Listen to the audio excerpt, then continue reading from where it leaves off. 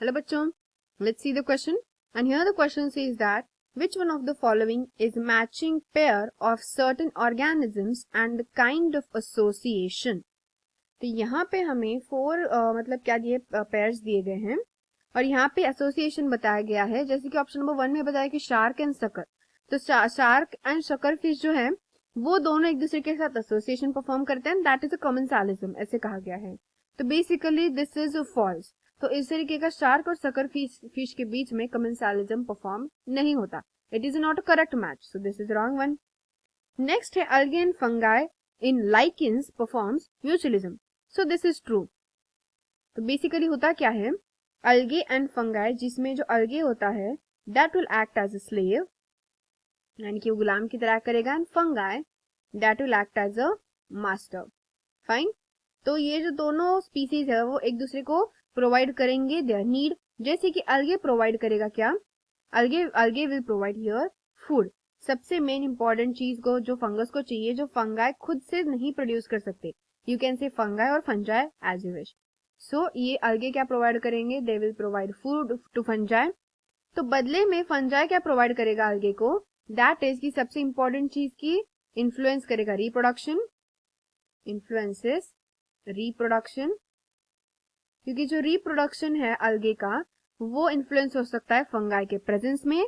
और साथ ही साथ जो भी न्यूट्रिशन एब्जॉर्प्शन है, यानी कि हम यहाँ पे लिख देते हैं एब्जॉर्प्शन, वो एब्जॉर्प्शन में भी क्या करेगा, हेल्प करेगा. तो फंजाई जो है वो algae को एब्जॉर्प्शन में और रिप्रोडक्शन के इन्फ्लुएंसेस में हेल्प करेगा. बदले में जो algae है वो फूड प्रोवाइड करेगा. So this all gives rise to, ये सब क्या गिव राइज करेगा, obviously it will give rise to lichens. And ये जो इस तरीके का रिलेशनशिप है ऑब्वियसली वो किस तरीके का है, म्यूचुअलिज्म है. क्योंकि दोनों को एक दूसरे का नीड है, यानी कि दोनों एक दूसरे को क्या कर रहे हैं, दोनों बेनिफिट में है, दोनों एक दूसरे को बेनिफिट प्रोवाइड कर रहे हैं. साथ ही साथ ये रिलेशनशिप कैसा है, ऑब्लिगेटरी रिलेशनशिप है. ऑब्लिगेटरी क्यों, क्योंकि ये दोनों भी स्पीसीज एक दूसरे के बगैर नहीं जी सकते, यानी कि they can not live without each other.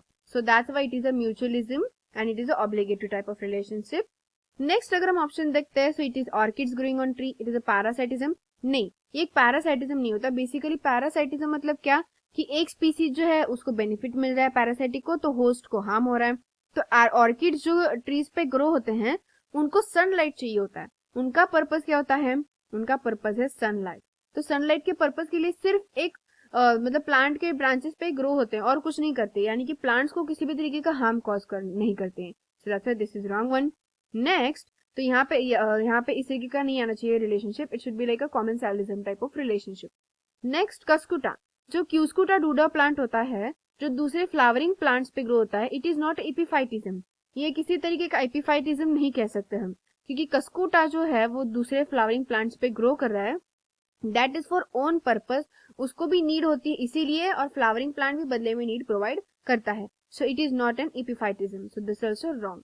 तो यहाँ पे सिर्फ ट्रू रिलेशनशिप कौन शो कर रहा है, that is being shown by algae and fungi. So इसीलिए हमारा यहाँ पे आंसर क्या आना चाहिए, that should be option number B will be the proper answer for this question. So I hope you got the answer very well. Thank you and all the best.